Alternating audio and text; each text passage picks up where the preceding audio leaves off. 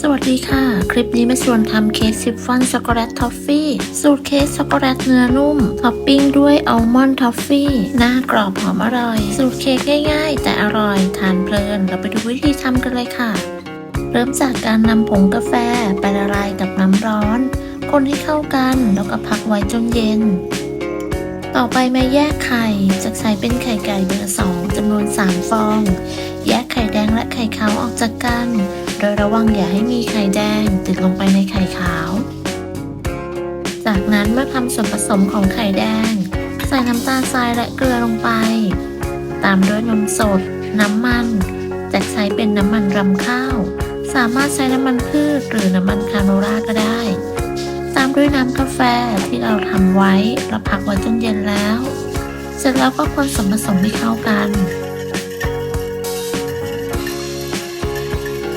คนส่วนผสมจนเข้ากันดีต่อไปก็ใส่แป้งเค้กผงโกโก้และเบกกิ้งโซดาร่อนแป้งทั้ง3อย่างลงไปในส่วนผสมใช้ตะกร้อมือคนส่วนผสมให้เข้ากันด้วยความเร็วคนให้เข้ากันจนไม่เหลือเม็ดแป้งเสร็จแล้วพักส่วนผสมของไข่แดงไว้ก่อนต่อไปมาตีไข่ขาวเปิดสปีดความเร็วกลางตีไข่ขาวจนขึ้นฟองหยาบเล็กน้อยจากนั้นใส่ครีมออฟทาท่าลงไปตามด้วยน้ำตาลทรายแบ่งใส่น้ำตาลทราย3ครั้งแต่ละครั้งก็ให้ห่างกันประมาณ 10-15 วินาทีใส่จนน้ำตาลทรายหมดจากนั้นก็ตีไข่ขาวต่อตีจนกระทั่งไข่ขาวมีลักษณะเป็นสีขาวนวลเป็นริบบอน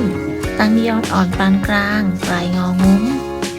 จากนั้นตีต่อด้วยความเร็วต่ำอีกประมาณ30วินาทีเพื่อเป็นการตักอากาศนำไข่ขาวที่ตีได้มาผสมกับส่วนผสมของไข่แดงโดยแบ่งทยอยใส่มาผสม3รอบแต่ละรอบให้เราคนตะล่อมด้วยความเบามือแต่ทั้งนี้จะต้องไม่คนผสมนานหากคนผสมนานอาจเป็นสาเหตุทำให้เค้กของเรายุบไม่นุ่มฟูคนตะล่อมส่วนผสมจนเข้ากันดีแล้วก็นำไปเทใส่ถาดใช้ถาดขนาด 9x9 สูง 1.5 นิ้วใส่ส่วนผสมลงไปทั้งหมดขอเบาๆแล้วก็นำเข้าอบที่อุณหภูมิ160องศาใช้ไฟบนล่างไม่เปิดพัดลมใช้เวลาประมาณ20นาทีเมื่อครบเวลาแล้วก็นำเค้กออกจากเตากระแทกพิมพ์เบาๆให้เซ็ตตัวแล้วก็พักเอาไว้ให้เย็นต่อไปเรามาทำคาราเมลทอฟฟี่ใส่นมข้นจืดลงไปตั้งให้ร้อนตามด้วยผงกาแฟคนให้เข้ากันจนละลาย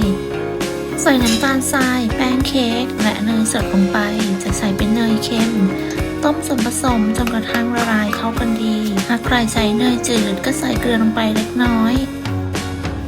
ตั้งไฟจนคาราเมลเดือดเบาๆจากนั้นปิดเตาเลยค่ะใส่อัลมอนด์สไลด์ลงไปคนคลุกเคล้าอัลมอนด์และคาราเมลให้เข้ากันด้วยความเบามือ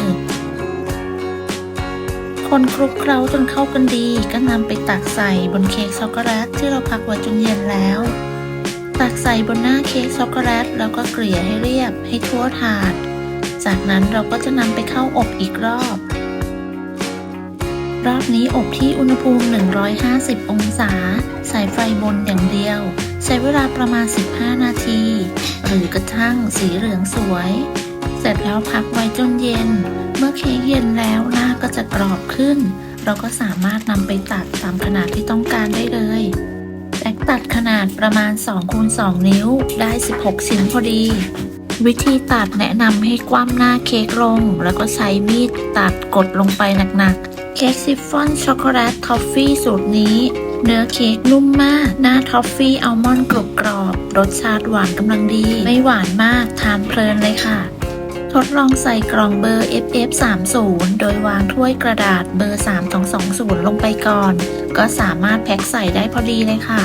ขอบคุณสำหรับการติดตามรับชมคลิปนี้ถ้าเพื่อนๆชอบก็อย่าลืมลองทำกันดูนะคะได้ผลยังไงก็มาคอมเมนต์คุยกันสำหรับคลิปนี้ต้องลาไปก่อนพบกันใหม่ในคลิปหน้าสวัสดีค่ะ